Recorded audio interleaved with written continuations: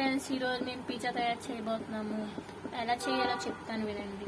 ఇందులో వేసుకోవాల్సిన items: 1 cup మైదా పిండి, కొంచెం ఈస్ట్, కొంచెం బేకింగ్ పౌడర్, ఇవన్నీ వేసుకొని కొంచెం కలుపుకొని ఇలా తయారు చేసుకోవాలి ఫ్రెండ్స్.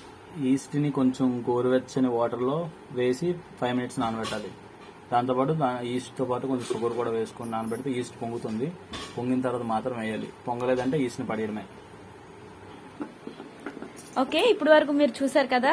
నెక్స్ట్ ఇప్పుడు మనం టెంపరేచర్ చూసుకుందాం. టెంపరేచర్ హీట్ ఏమో వచ్చి 180 డిగ్రీ సెల్సియస్ టు 200 వరకు పెట్టుకోవాలి. 180. నెక్స్ట్ పవరేనా? నెక్స్ట్ బేకింగ్ మోడ్ ఆన్ చేసుకొని చాలాసేపు ఉంచేసుకోవాలి. అలానే చాలాసేపు 10 minutes.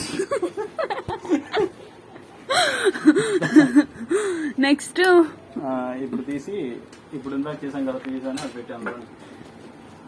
పెట్టాను. వెయిట్ చేయండి ఫ్రెండ్స్. నువ్వు తీసావా?